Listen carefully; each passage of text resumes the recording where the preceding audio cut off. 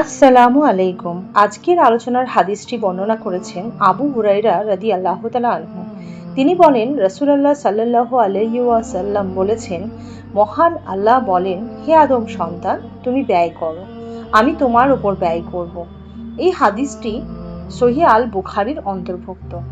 এই হাদিসের ব্যাখ্যাটি সত্যি ইন্সপায়ারিং। এটি আমাদের শেখায় যে আল্লাহর পথে স্পেন্ড করা কখনোই লস হয় না। তুমি যখন তোমার সম্পদ, টাইম, নলেজ বা কাইন্ডনেস অন্যের জন্য ব্যয় করো, আল্লাহ সেই ব্যয়ের exact or even multiple return দেন।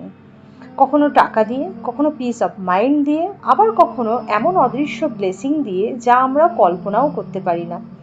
এখানে আল্লাহর একটি অ্যামেজিং এনকারেজমেন্ট আছে। আল্লাহ নিজেই বলেছেন, you take the first step, you give and I will give you more. অর্থাৎ আল্লাহ চান মানুষ জেনারাস হোক, কৃপণতা দূর করুক, কারণ জেনারেসিটি মানুষকে স্পিরিচুয়ালি ক্লিন করে, সমাজে লাভ ও ইউনিটি ছড়ায়।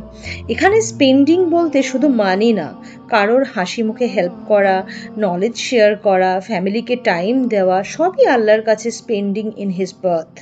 শেষ বার্তা হলো এই হাদিসের আমাদের মনে করিয়ে দেয়, when you give for Allah you never become poor, বরং আল্লাহ তার প্রতিশ্রুতি অনুযায়ী তোমাকে আরো বেশি দেন।